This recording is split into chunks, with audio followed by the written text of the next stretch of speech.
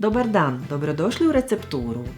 Danas vam predstavljam recept po kojem se prave savršeni domaći njoki, tako fini kakve nisam nigdje drugdje probala. Mekani su i prozračni te iznimno ukusni, a u ovom videu naći ćete sve detalje koje morate znati za njihovu pripremu. Za njoke nam treba kilogram žutog krumpira u kori. Stavljamo ga u hladnu vodu i kuhamo oko 50 minuta. Na kraju svakako s vilicom provjerite je li dobro kuhan.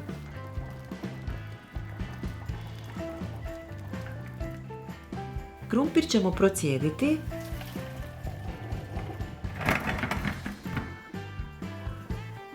pa ga odmah očistiti dok je još vruć.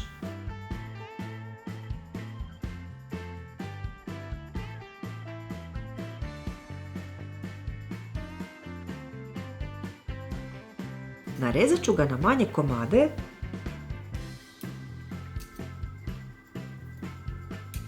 te ga ispasirati.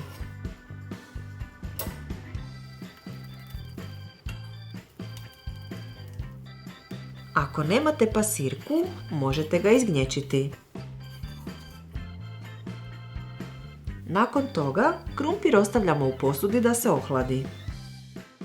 Ohlađeni krumpir treba istresti na podlogu, pa u sredini napraviti rupu. Potrebno nam je ukupno 250 g oštrog brašna, od čega ću dio staviti unutra,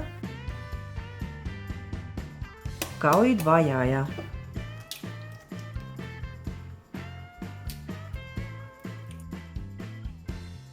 Ubacit ćemo i 5 g soli, te uliti 50 ml ulja. Počet ću mijesiti tijesto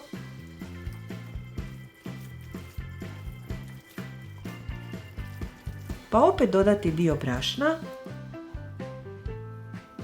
i nastaviti mijesiti. Sve mijesite lagano i nemojte previše jako pritiskati kako njoki ne bi kasnije bili žilavi. Na kraju dodajem i preostalo brašno, pa ću dovršiti tijesto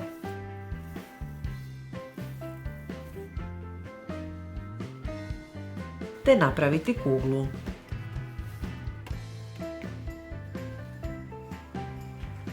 Kuglu treba podijeliti na 4 dijela.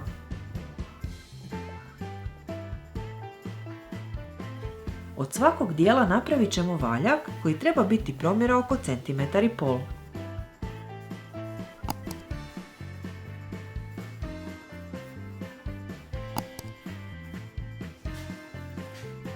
Zatim režemo njoke dužine oko 2 cm.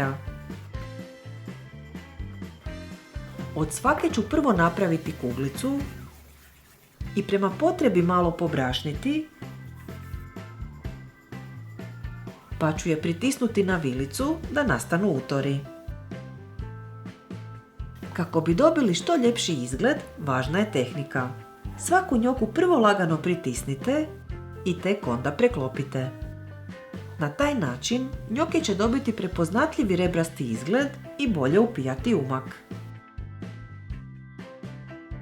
Svakako pozovite i vaše klince da vam pomognu, njima će pravljenje njoka biti odlična zabava.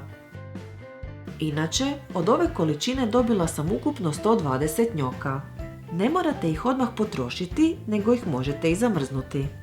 Stavite ih na čvrstu podlogu tako da se međusobno ne dodiruju, pa kad se zamrznu možete ih prebaciti u neku vrećicu i vratiti u zamrzivač. Na kraju još preostaje skuhati njoke. Prvo stavljamo vodu da zakipi, te ćemo je malo posoliti. Zatim ih ubacujemo unutra, te kuhamo sve dok se ne podignu na površinu. Njoki se poslužuju uz neki saft, umak ili gulaš, a posebno će biti fini uz tradicionalnu dalmatinsku pašticadu.